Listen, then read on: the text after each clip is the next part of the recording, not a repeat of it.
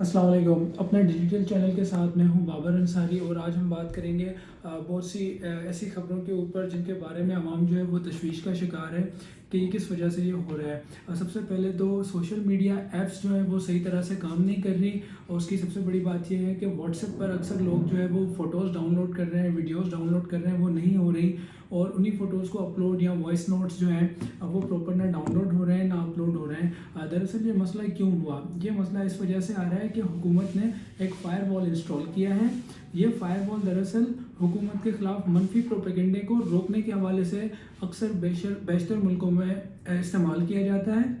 तो सुनने में आ रहा है हमारी इन्फॉर्मेशन के मुताबिक कि हुकूमत ने ये फ़ायरवॉल 40 अरब रुपए में ख़रीदा है और ये कहा जा रहा है कि ये चाइना से ख़रीदा गया है और दरअसल इस पे जो है वो गलत खबरें जिनसे हमारे माशरे पर मनफी असरात पड़ते हैं उनको रोकने के हवाले से ये इकदाम किया गया है। इससे हुकूमत के ख़िलाफ़ कोई भी मवाद होगा और उसको जो है वो आइडेंटिफाई कर लिया जाएगा और उसको फिर स्प्रेड करने से या प्रोपेगेंडे से रोकने के हवाले से बहुत काम आएगा। लेकिन इस हवाले से बहुत सी अफवाहें गर्दिश कर रही हैं। कुछ का कहना है कि ये फ़ायरवॉल की वजह से नहीं है, ये कोई टेक्निकल वजूहात की वजह से हो रहा है। दुनिया भर में जो है सोशल मीडिया ऐप्स डाउन हैं।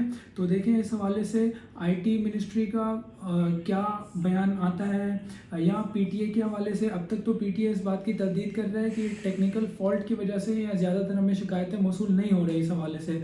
तो देखते हैं आने वाले कुछ दिनों में ये बात क्लियर हो जाएगी। हम कोशिश करते हैं कि हम आप तक ना सिर्फ खबर लाएं बल्कि उस खबर की हकीकत को भी सामने लाएं।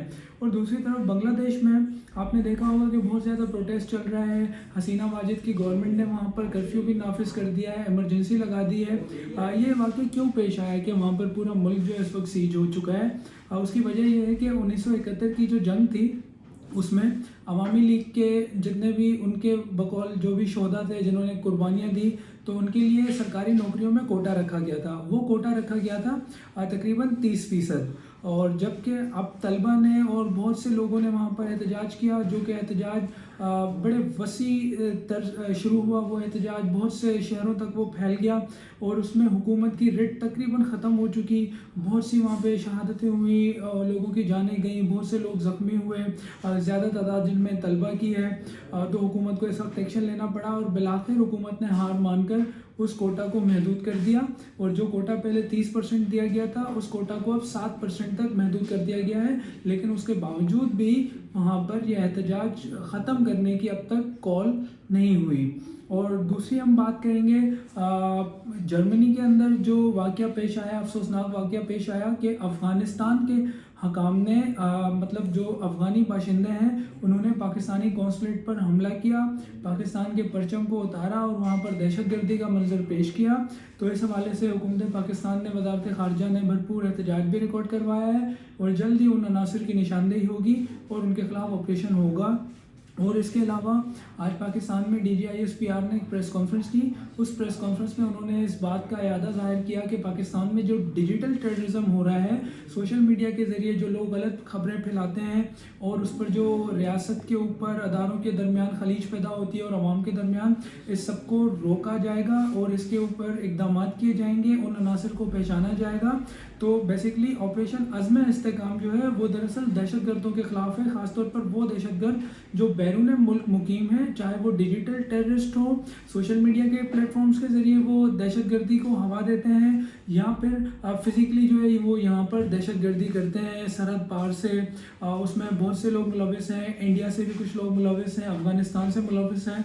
तो दरअसल ये उन्होंने आज बात आवाम के सामने रखी और इस पर जो है आवाम को यकीनन उनके साथ ताउन करना चाहिए। जबकि दूसरी तरफ तहरीक इंसाफ के जो सेंट्रल इंफॉर्मेशन सेक्रेटरी हैं रऊफ़ हसन साहब, उनको गिरफ़्तार कर लिया गया आज सुबह और PTI का जो मरकज़ी सेक्रेटरीट था जहाँ से उनका सोशल मीडिया ऑपरेट होता था उसको सील कर दिया गया है और FIA ने उनके ख़िलाफ़ जो चार्जेस लगाए हैं कि वो मुल्क के ख़िलाफ़ प्रोपेगेंडा में मुलविस हैं।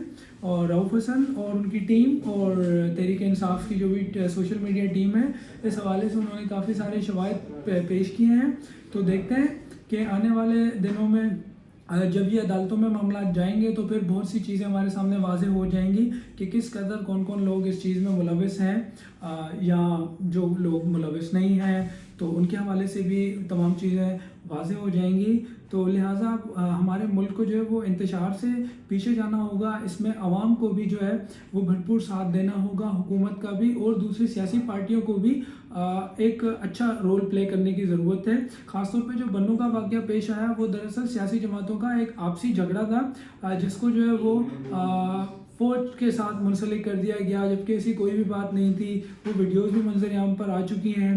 تو ظاہر سی بات ہے, جب اس طرح سے لوگ سڑکوں پر نکلتے ہیں تو پھر وہ کسی نہ کسی بیرونی ایجنڈے کا شکار ہو جاتے ہیں, اور پھر جو ہے وہ ہمارے ملک کے خلاف جو ہے مختلف قوتیں ان کو استعمال کرتی ہیں. تو اس وقت ہمیں ذمہ داری کا مظاہرہ کرنا چاہیے. خاص طور پہ سوشل میڈیا پر کوئی بھی پوسٹ شیئر کرنے سے پہلے اس کی حقیقت جان لینی چاہیے, تحقیق کرنا بہت ضروری ہے. تو دیگر خبروں کے ساتھ ہم دوبارہ آپ کے سامنے حاضر ہوں گے. بہت شکریہ.